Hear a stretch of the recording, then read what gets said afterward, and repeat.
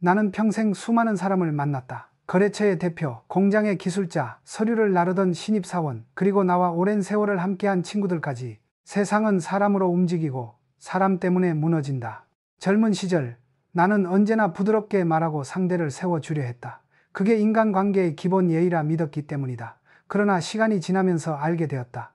세상에는 그 예의를 미덕으로 보는 사람이 있는가 하면 약점으로 해석하는 자들도 있다는 사실을. 한두 번 양보하면 그들은 나를 만만하게 보았다. 내가 말없이 넘겨준 것을 무력함이라 착각했다. 그때마다 마음 한쪽이 흔들렸다. 내가 잘못한 걸까? 왜 사람들은 착함을 이용하려 하는가?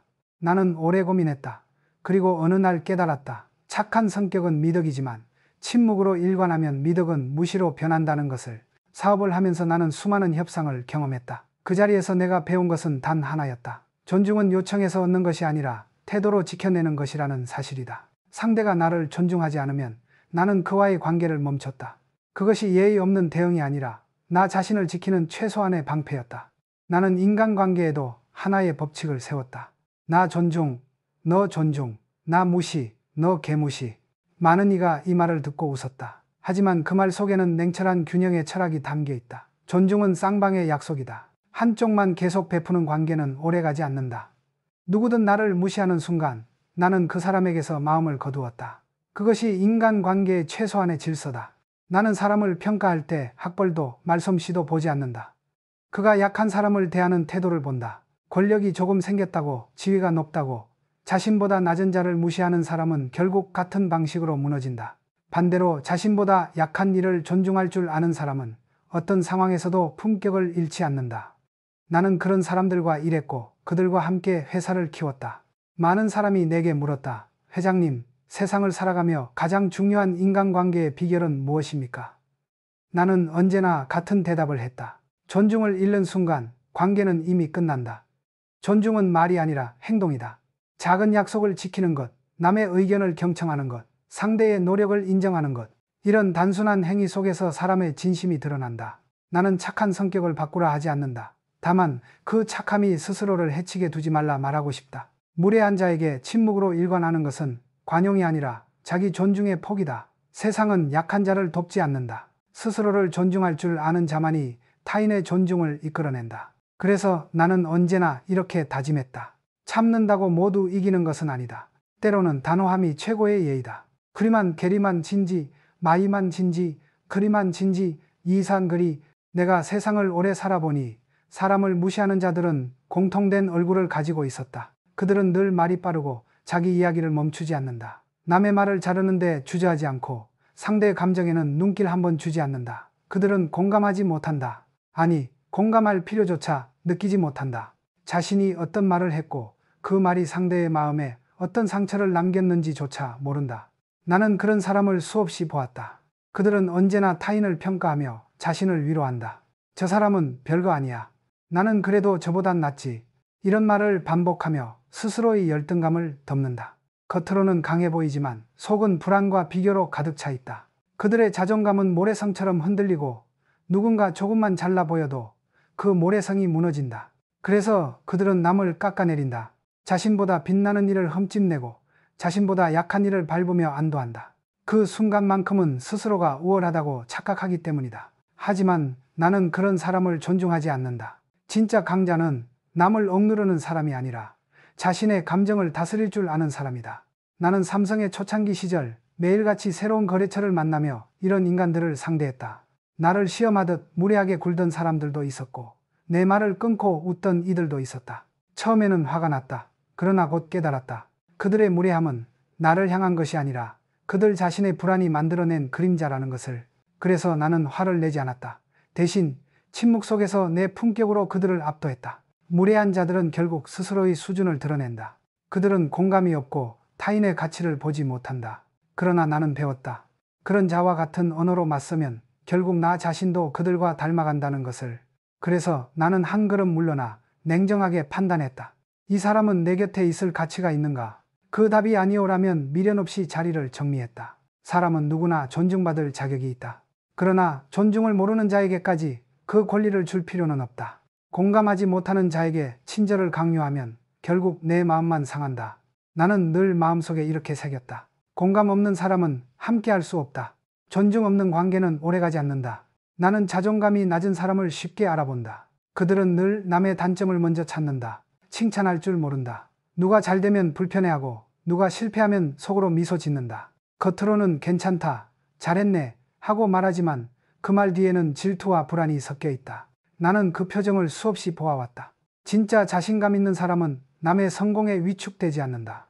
그들은 타인의 빛을 빌려 자신을 더 밝히려 한다. 그러나 자존감이 낮은 사람은 그 빛을 가리려 한다. 남의 성취를 깎아내리고 비난하고 폄하하며 자신이 조금이라도 높아 보이길 바란다. 그런 사람은 결국 자기 안의 결핍을 감추지 못한다. 나는 회사를 키우며 수많은 직원의 성장을 지켜봤다. 누군가는 동료의 승진을 진심으로 축하했고 또 누군가는 그 소식을 듣고 표정이 굳었다. 나는 그때 이미 알았다. 진짜 인재는 실력보다 마음의 그릇에서 구분된다는 것을. 남을 인정하지 못하는 사람은 아무리 똑똑해도 끝내 성장하지 못한다. 자존감이 낮은 사람의 특징은 단순하다. 그들은 자신이 부족하다는 사실을 인정하지 못한다. 그래서 남을 낮춰야만 마음이 편하다. 그들은 스스로를 속인다. 저 사람은 운이 좋아서 그런 거야. 나는 환경이 나빠서 기회를 못 잡은 거지. 이런 말들로 스스로를 위로하며 현실을 외면한다. 그러나 나는 확신한다. 남을 무너뜨려야 설 수 있는 사람은 결국 자신도 무너진다. 그들의 세계에는 진정한 신뢰가 없다. 동료를 경쟁자로만 보고 상사를 두려움으로 대하고 부하 직원에게는 권위로만 군림한다. 그런 조직은 절대 오래가지 않는다. 나는 경영의 본질이 인간에 있다고 믿었다. 그래서 삼성의 초창기부터 사람의 마음을 먼저 보았다. 실력이 부족하더라도 진심이 있는 사람, 다른 사람의 노력을 인정할 줄 아는 사람, 그런 사람은 반드시 성장한다. 반대로 자존감이 낮고 남을 깎아내리는 사람은 결국 자신이 만든 벽에 갇혀버린다. 인생이란 서로를 비추는 거울과 같다. 남을 낮추면 결국 내 얼굴도 그만큼 어두워진다. 나는 내 인생을 걸고 배웠다. 남을 존중하는 사람만이 스스로의 가치를 높인다. 나는 인생을 경영이라 생각했다. 그리고 경영의 본질은 숫자가 아니라 사람의 관계였다. 그 관계 속에서 가장 위험한 것은 지배욕이라는 이름의 독이었다. 사람은 본능적으로 남을 통제하려는 욕망을 가진다. 가정에서, 직장에서, 친구 사이에서도 마찬가지다. 권력이 생기면 마음속 깊은 곳에 본능이 고개를 든다. 내가 더 높다. 내가 옳다. 내가 결정한다. 이 한 줄의 착각이 수많은 조직을 병들게 했다. 나는 회사를 경영하며 수없이 보았다. 권력을 쥔 자가 그것을 봉사보다 지배의 도구로 삼을 때 그 조직은 내부에서부터 썩기 시작했다. 말 한마디로 타인을 움찔하게 만들며 즐거워하는 상사, 자신의 권위를 과시하려고 부하 직원의 실수를 공개적으로 비난하는 사람, 이들은 모두 지배의 쾌감에 취해 있는 자들이다. 그들은 타인의 두려움을 자신에 대한 존경으로 착각한다. 그러나 나는 일찍이 깨달았다. 진짜 리더는 명령하지 않는다. 존중받는 자는 소리를 높이지 않아도 존재로 사람을 움직인다.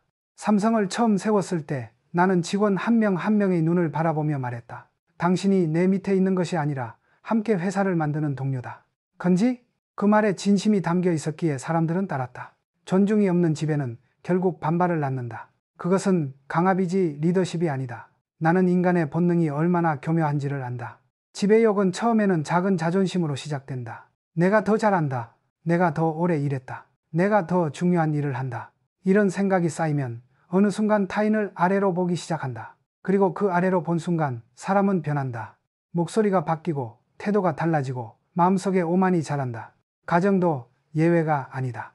나는 종종 기업가들의 사적인 문제를 상담받곤 했다. 가정에서 배우자나 자녀를 무시하는 사람은 결국 회사에서도 같은 태도를 보였다. 권력은 일터에서만 작동하지 않는다. 존중의 결핍은 집에서도 친구 관계에서도 동일하게 드러난다. 인간의 품격은 직함이 아니라 타인을 대하는 태도에서 드러난다. 나는 직원들에게 늘 말했다. 부하 직원을 지배하려 하지 말고 성장시키려 하라. 지배는 잠시 통하지만 존중은 오래 남는다. 무례한 상사가 회사에서 두려움으로 군림할 수는 있다. 하지만 그 두려움은 충성으로 이어지지 않는다. 사람은 언젠가 떠난다. 그리고 그 떠남 속에서 그들의 진심이 드러난다. 지배욕에 사로잡힌 사람은 늘 외롭다. 그는 주변에 많은 사람이 있지만 그 누구도 진심으로 자신을 따르지 않는다. 모두가 그의 권위를 두려워할 뿐이다. 나는 그런 모습을 기업가로서, 인간으로서 가장 비참한 장면이라 생각했다. 존경받는 자는 명령하지 않는다. 존중받는 자는 강요하지 않는다. 그는 단지 자신의 행동으로 신뢰를 쌓는다. 세상은 권력의 무게로 유지되는 것 같지만 실상은 신뢰의 무게로 움직인다. 지배욕은 신뢰를 파괴하고 존중은 신뢰를 세운다. 나는 내 인생을 통해 하나의 원칙을 지켰다. 사람을 지배하려 하지 말고 설득으로 이끌어라. 그 설득은 말로 하는 것이 아니다. 나의 행동, 나의 일관성, 나의 성실함이 그 자체로 설득이 된다. 지배욕은 인간을 잠시 강하게 만들지만 결국 스스로를 고립시킨다. 존중은 느리지만 그 위에 세운 관계는 결코 무너지지 않는다. 나는 그것을 내 평생의 경험으로 증명했다. 진정한 힘은 통제에서 오지 않는다. 진짜 힘은 사람의 마음을 얻는 데서 온다. 나는 젊은 시절 사람을 믿는다는 이유로 수없이 상처를 받았다. 사업을 시작한 초창기 거래처 중 한 사람은 늘 웃으며 다가왔다. 내가 어려운 시기에도 그를 챙겼고 신용을 주었다. 하지만 그는 결국 그 믿음을 배신했다. 계약서를 찍고 말을 바꾸며 나를 이용했다. 그때 나는 뼈저리게 깨달았다. 모든 인간관계는 선의로 시작되지만 지혜로 끝나야 한다. 세상에는 고쳐지지 않는 사람이 있다. 무례한 자, 배신하는 자, 남을 깎아내리는 자. 그들은 자신이 틀렸다는 사실을 결코 인정하지 않는다. 그런 사람에게 마음을 쏟는 건 밑 빠진 독에 물 붓기다. 나는 그렇게 무의미한 관계를 끊는 것이 두렵지 않았다. 왜냐하면 나를 무시하는 사람에게 남기는 인내는 미덕이 아니라 시간 낭비이기 때문이다. 나는 사람과의 관계를 하나의 투자로 보았다. 신뢰는 자본이고 존중은 수익이다. 투자한 만큼 돌아오지 않는다면 과감히 손절해야 한다. 많은 사람이 그래도 사람인데 라며 미련을 남긴다. 그러나 나는 그렇게 생각하지 않았다. 존중하지 않는 사람은 이미 나를 떠난 사람이다. 그런 존재를 붙잡는 것은 과거를 붙드는 것이다. 기업도 인생도 때로는 냉정해야 한다. 삼성의 초창기 시절 나는 내부의 인재보다 사람의 태도를 먼저 봤다. 실력이 조금 부족해도 예의를 지키는 사람은 함께할 수 있었다. 하지만 실력이 아무리 뛰어나도 남을 무시하거나 거만한 태도를 보이면 단호히 내보냈다. 그것이 조직을 건강하게 지키는 길이었다. 무례는 전염된다. 한 사람의 무례가 조직 전체의 문화를 병들게 한다. 그래서 나는 존중을 지키는 사람들로 회사를 채우려 했다. 어떤 사람은 나에게 이렇게 물었다. 회장님, 인간관계를 끊는다는 게 너무 냉정하지 않습니까? 나는 조용히 웃으며 말했다. 냉정한 게 아니다. 단지 선택의 문제일 뿐이다. 거리를 두는 것은 미움이 아니라 자기 존중이다. 그 사람을 벌주는 게 아니라 나를 보호하는 일이다. 무례한 사람에게서 물러나는 건 도망이 아니라 지혜로운 퇴각이다. 나는 오랜 세월 동안 이런 사람들을 많이 보았다. 겉으로는 잘 지내는 척하지만 마음속에서는 늘 불편하고 억눌린 관계. 그 관계가 오래가면 결국 자신이 병든다. 마음이 무너지고 자존이 흔들린다. 그럴 바엔 조용히 물러나야 한다. 그게 품격 있는 사람의 방식이다. 나는 지금도 후배들에게 이렇게 말한다. 누군가가 당신을 존중하지 않는다면 그 사람을 설득하려 하지 말라. 그 시간에 당신 자신을 더 성장시켜라. 사람은 바꾸는 존재가 아니다. 깨닫게 하는 존재도 아니다. 단지 선택하고 구분하고 거리를 조절하는 존재다. 세상에는 함께 해야 할 인연이 있고 멀어져야 할 인연이 있다. 착한 마음으로 모든 관계를 붙잡으려 하면 결국 자신이 끌려다닌다. 나는 내 인생의 후반기에 이런 진리를 정리했다. 진짜 품격은 누굴 끌어안는 데서 오는 게 아니라 누굴 조용히 놓아주는 데서 드러난다. 나는 젊은 시절 참는 것이 미덕이다 라는 말을 수없이 들으며 자랐다. 하지만 세상을 경영하면서 깨달았다. 참음이 언제나 강함은 아니다. 때로 그것은 무력함이고 때로는 자기 기만이다. 사람이 자신을 잃어가면서까지 관계를 유지한다면 그건 더 이상 인내가 아니라 굴종이다. 나는 수많은 회의와 협상 자리에서 상대의 오만한 태도를 마주했다. 내가 그들의 말을 끝까지 들은 것은 그들이 옳아서가 아니었다. 그저 내가 주도권을 놓지 않기 위해서였다. 감정적으로 맞서면 결국 내 에너지를 빼앗기고 냉정하게 버티면 상대는 스스로 흔들린다. 그 차이가 리더의 품격을 만든다. 많은 사람이 참음과 포기를 혼동한다. 참는다는 건 상황을 다스리는 힘이고 포기는 스스로의 가치를 낮추는 일이다. 나는 절대 내 감정을 남에게 맡기지 않았다. 누군가의 말 한마디에 휘둘리는 순간 이미 그 사람에게 내 마음의 권력을 넘긴 셈이다. 그래서 나는 늘 마음속으로 다짐했다. 내 감정의 주인은 오직 나 자신이다. 무례한 자를 만나면 사람들은 흔히 이렇게 말한다. 화를 내면 지는 거야. 그냥 참아. 그러나 나는 그렇게 생각하지 않았다. 감정을 억누르는 참음이 아니라 방향을 바꾸는 선택이 필요하다. 무시당하는 자리가 불편하다면 그 자리를 떠나면 된다. 그 관계가 나를 소모시킨다면 그 관계를 정리하면 된다. 그것이 진짜 주도권이다. 나는 경영자로서 한 가지 원칙을 세웠다. 모든 결정은 감정이 아니라 원칙으로. 누가 나를 비난해도 나는 즉시 반응하지 않았다. 그들의 말보다 내 기준이 중요했기 때문이다. 사람이란 남의 평가에 휘둘릴수록 스스로의 방향을 잃는다. 그래서 나는 늘 내 안의 목소리를 먼저 들었다. 조용히, 그러나 단단하게. 나는 직원들에게 이렇게 말했다. 당신이 침묵을 선택할 때는 겁이 나서가 아니라 그 침묵이 당신을 지켜주기 때문이어야 한다. 참음은 때로 전략이 되어야 한다. 감정을 다스린 자만이 상황을 이끌 수 있다. 그러나 그것이 두려움에서 비롯된 참음이라면 결국 당신은 늘 남의 감정에 끌려다니게 된다. 내가 살아온 세상은 결코 부드럽지 않았다. 그 안에서 나는 스스로를 단련시켰다. 상대가 내 인내를 오해할 때마다 나는 마음속으로 이렇게 외쳤다. 나는 너를 위해 참는 것이 아니다. 내 품격을 지키기 위해 선택하는 것이다. 사람은 누구나 상처를 받는다. 그러나 그 상처를 통해 자신을 더 단단하게 만들 수 있다면 그 고통은 더 이상 고통이 아니다. 나는 늘 이렇게 생각했다. 남이 나를 흔드는 것이 아니라 내가 나를 세운다. 이 마음이야말로 진짜 주도권이며 무례한 세상 속에서도 자신을 잃지 않는 힘이다. 나는 젊은 시절 화를 다스리지 못해 많은 사람을 잃는 모습을 봤다. 감정은 인간의 본능이지만 경영자는 그 본능을 통제해야 한다. 사업은 전쟁과 같고 전쟁터에서는 먼저 흥분한 쪽이 진다. 나는 회의를 할 때 상대가 어떤 말을 하든 단 한 번도 목소리를 높이지 않았다. 그가 내 말을 자르고 비웃고 모욕적인 말을 던져도 나는 오히려 눈을 가늘게 뜨고 그의 얼굴을 천천히 바라봤다. 그 침묵의 몇 초가 상대에게 어떤 압박을 주는지 나는 알고 있었다. 사람들은 종종 말한다. 회장님은 어떻게 늘 그렇게 차분하십니까? 나는 대답했다. 차분함은 성격이 아니라 훈련이다. 감정적으로 반응하는 것은 쉽다. 하지만 그 한순간의 분노가 쌓은 신뢰를 무너뜨린다. 냉정한 사람은 싸움에서도 협상에서도 관계에서도 결국 이긴다. 나는 삼성의 초기 시절 협력업체 대표가 내게 무례한 발언을 한 적이 있었다. 직원들이 분노했지만 나는 조용히 커피 한 잔을 따랐다. 그가 말을 멈추자 나는 단 한 문장만 말했다. 그 말 다시 한번 하시겠습니까? 그 짧은 문장에 회의실의 공기가 바뀌었다. 그는 시선을 피했고 더 이상 아무 말도 하지 못했다. 감정 대신 이성이 지배한 순간이었다. 그날 나는 배웠다. 차분함은 상대의 무기를 무력화시키는 가장 강한 방패라는 것을. 무례한 자는 당신이 화내길 바란다. 당신이 감정적으로 흔들릴수록 그들은 우위에 서 있다고 착각한다. 그래서 나는 절대 그들의 페이스에 휘말리지 않았다. 그들이 큰 소리로 말할수록 나는 더 낮은 톤으로 대답했다. 그 순간 균형은 내 쪽으로 기울었다. 이성의 목소리는 언제나 감정보다 오래 남는다. 나는 직원들에게 자주 말했다. 회의에서 이기려 하지 말고 상황을 장악하라.